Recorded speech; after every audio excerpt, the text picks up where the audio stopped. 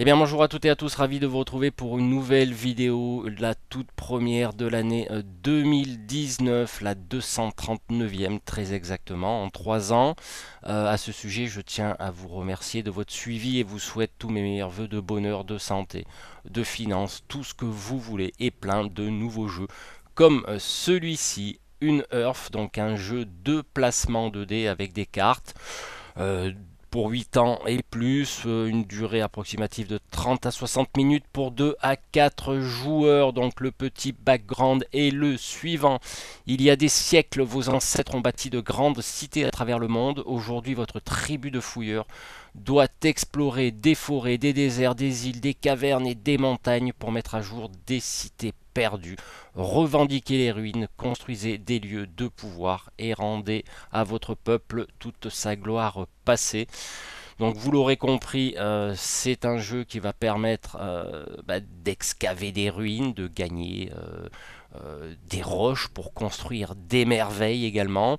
Euh, c'est un jeu qui m'a l'air fort sympathique. J'ai pas encore joué, j'ai pas eu le temps. Là, ce que je vous propose de faire, c'est qu'on regarde le matériel au niveau du contenu de la boîte. Il existe sur internet des règles, notamment j'ai vu celle de David de l'excellente chaîne québécoise Professeur Board Game que je salue. Euh, et là, ce que je vous propose de faire, donc déballage et un survol, mais vraiment très succinct des règles. Allez, on se retrouve sur la table. Allez, on va commencer par le déballage. Donc, petite boîte, petit format. Donc, nous avons à l'intérieur un livret des règles qui fait 12 pages. Alors, j'ai oublié de préciser, c'est en partenariat avec Asmodee Edge, hein, donc que j'ai reçu cette boîte. Ensuite, qu'est-ce que nous avons? Nous avons des pierres. Donc, ces pierres-là, ainsi que les ruines qui sont ici, ou les merveilles, vont vous permettre au fur et à mesure de la partie de les collecter et de construire des merveilles dans le but d'avoir des points de victoire en fin de partie. Donc là pareil, nous avons différentes ruines. Alors c'est du recto verso avec la possibilité de construire des merveilles majeures, des merveilles mineures, donc qui auront chacun euh, différents points de victoire. Toujours pareil, hein, on va collectionner ces pierres et on verra tout à l'heure comment on va les utiliser de façon à acheter des merveilles pour collecter des points de victoire. Donc nous avons des pierres de différentes couleurs. Comme vous avez pu voir, nous avons des noires, des rouges, des vertes, des jaunes. Et il me semble qu'il y a également... Ah non, il n'y a pas de bleu. Bon, j'aurais pensé qu'il y avait des bleus. Non. Là, nous avons des petites cartes petit format qui vont nous servir à augmenter des G2D ou les diminuer en fonction de nos objectifs. Donc, on regardera tout à l'heure. Nous avons des grandes cartes qui vont être les merveilles, les ruines à excaver. Donc, on verra tout ça en détail tout à l'heure. Alors, excaver ou faire de l'excavation, voilà, je ne sais pas trop le terme. Donc là, nous avons différentes cartes au niveau de l'ordre du tour et d'autres cartes qui vont permettre de nous emparer des ruines. Sur le plateau de jeu, nous avons un petit sachet où on va venir piocher éventuellement des pierres, dans certains cas de figure au niveau des règles. Et nous avons un set 2D, enfin 4 sets 2D de différentes couleurs, jaune, bleu, vert et rouge, qui représentent chacun les 4 joueurs. La particularité, c'est que nous avons des D6, des D4 et des D8. Ça sera en fonction des G2D qu'on va faire et qu'on va venir placer stratégiquement sur les cartes. Donc ce que je vous propose de faire maintenant, c'est on va survoler les règles et on fera une conclusion de cette vidéo. Alors je vais vous passer les explications de mise en place du jeu. Je vous laisserai regarder ça sur la chaîne de David. Donc nous avons fait une mise en place pour 4 joueurs. Donc sur le rang du haut, nous avons placé au hasard 6 cartes merveilles renommées. Et nous avons mis leurs pions donc, dessus, qui pourra être récupéré par les joueurs. Ensuite, en dessous, nous avons 5 cartes ruines révélées. Donc là, ça a été pioché en fonction bien sûr du nombre de joueurs qui vont recevoir eux-mêmes aléatoirement des pierres de différentes couleurs. On verra ça tout à l'heure. Et ensuite, en dessous, nous avons les pions merveilles majeurs et mineurs qui ont été mélangés et on a placé sur leurs cartes respectives les pions qui, en dessous, révèlent des points de victoire. Nous avons également en haut à droite les paquets de prospection qui ont été mélangés, qui vont nous servir dans le jeu. Alors, comment ça se joue? Allez, nous allons passer à l'ordre du tour, à savoir qu'il se compose de deux phases. La première phase est une phase de prospection, donc à savoir que les joueurs ont reçu deux cartes prospection en début de partie qui vont permettre d'influencer soit les jets de dés, soit de relancer les jets de dés. Donc là, ça dépend du type de carte qu'on a reçu. Et ensuite, on va passer à la phase de fouille où on devra lancer un dé de notre réserve et le placer sur une carte ruine qui nous intéresse. Alors je précise que en haut à gauche des cartes est posé un nombre. Ce nombre là correspond à la valeur de revendication de la ruine. Donc qui par exemple une fois que tous les dés ont été jetés de la part des joueurs et atteignent ou dépassent cette valeur, le propriétaire du dé au résultat le plus élevé pourra récupérer la ruine. Donc là on verra ça tout à l'heure. Et en bas à droite de la carte, nous avons un chiffre également. Ce sont le nombre de pierres que vont recevoir ces ruines. Donc là nous pouvons voir que à gauche, il y a le chiffre 2. Donc nous avons posé aléatoirement deux roches, deux pierres que nous avons tirées dans le petit sac qui est ici. Et la particularité, c'est que sur un jet, comme on a fait, admettons, on fait 3. Par exemple, là, j'ai fait 3. Je dis, bon, ben tiens, cette ruine m'intéresse. Donc, je vais poser mon dé sur la carte. Et sur un résultat de 1, 2 ou 3, on pourra récupérer une pierre et la mettre devant soi. A savoir que pendant la phase de lancer de dés, il faudra annoncer quel dé vous devrez lancer et sur quelle ruine vous devrez le poser. Donc ça c'est un petit peu la particularité du jeu. Et une fois que votre jet a été effectué, c'est au joueur suivant de lancer son dé.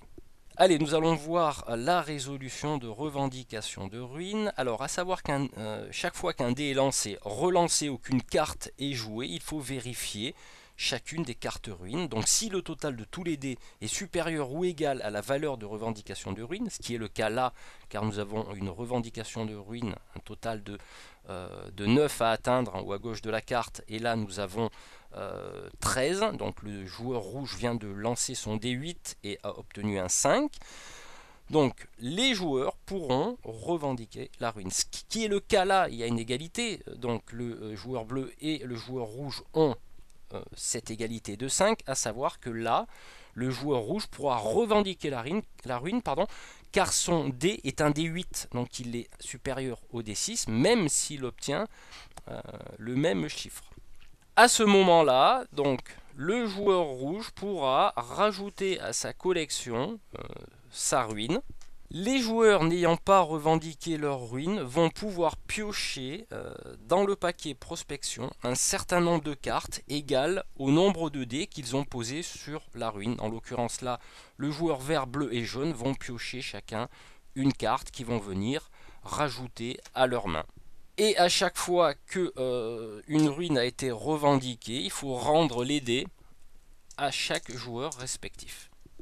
Ensuite, on va venir compléter avec une nouvelle ruine et on va piocher au hasard dans le petit sachet. Donc là, en l'occurrence, il y a deux pierres. Donc deux pierres doivent être posées sur cette ruine et c'est ce qu'on fera.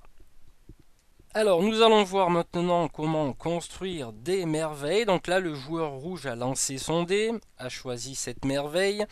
Il obtient 1, 2 ou 3 et il gagne une pierre de la ruine qu'il a annoncée.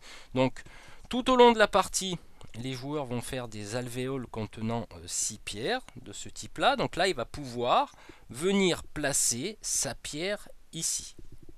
Alors une fois son anneau complété, il pourra acheter une merveille, voire des merveilles mineures ou majeures. Là on va se concentrer simplement sur les merveilles renommées, c'est-à-dire des merveilles qui portent un nom. Donc là nous avons 4 pierres rouges, une pierre verte et une pierre jaune. Donc on va regarder entre parenthèses, hein, je vais appeler ça la piste d'achat. Qu'est-ce qu'on peut acheter ici? Ben voilà, on peut acheter le temple des flammes qui confère le pouvoir qu'à la fin de la partie on va gagner un point pour chaque pierre rouge que vous posséderez. Donc là j'ai 4 pierres rouges plus 2 pierres de couleur. Nous pouvons voir ici qu'il y a un petit point d'interrogation. Nous pourrons donc combiner 4 pierres de la même couleur, en l'occurrence c'est 4 pierres rouges et 2 pierres d'autres couleurs, ce qui est le cas. Donc on va prendre le petit jeton qui est sur la merveille renommée et nous allons venir le placer au centre de notre anneau. Donc le joueur va récupérer donc la merveille et va venir la placer devant lui. Donc en fin de partie, il appliquera les effets de cette merveille.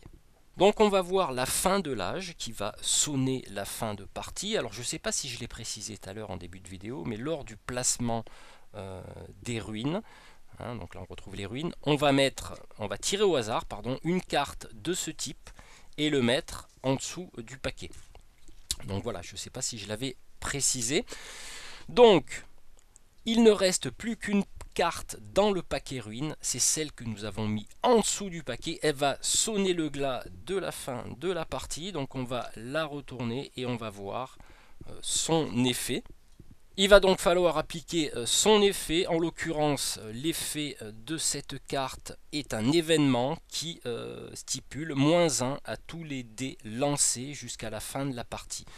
La fin de la partie va intervenir quand toutes les merveilles, toutes les ruines auront été récoltées par les joueurs.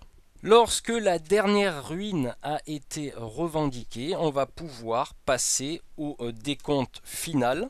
Et en fonction du barème des points octroyés, des cartes ruines revendiquées, des différents points que nous aurons cumulés en retournant le petit pion de la merveille construite, etc. Ça va nous octroyer un certain nombre de points et celui qui aura le plus de points aura gagné. Voilà succinctement, mais vraiment succinctement, les règles d'une nerf qui m'ont l'air fort sympathique. Ce que je vous propose, c'est qu'on conclue cette vidéo. Voilà, c'était une nerf, donc comme vous avez pu le voir, j'ai fait un survol succinct des règles. Je vous renverrai sur le lien dans la description de cette vidéo vers la chaîne de David, hein, pour que vous puissiez voir un petit peu de quoi il en retourne. Je testerai ce jeu, j'en ferai un retour sur ma page Facebook de façon à ce que vous ayez mon avis. Hein, donc là pour l'instant je peux rien vous dire, je ne l'ai pas testé, mais il m'a l'air très sympathique. Prochainement on va voir d'autres jeux, notamment un jeu un peu particulier qui s'appelle Nyctophobia, et je vous proposerai également une partie filmée à 2 joueurs de Fertility, un excellent jeu de placement de tuiles et de gestion de ressources. Donc je vous renouvelle tous mes vœux de bonheur, de santé, de tout ce que vous voulez, c'est vous qui décidez. Et puis on va se retrouver très bientôt pour une nouvelle vidéo. Allez, ciao ciao.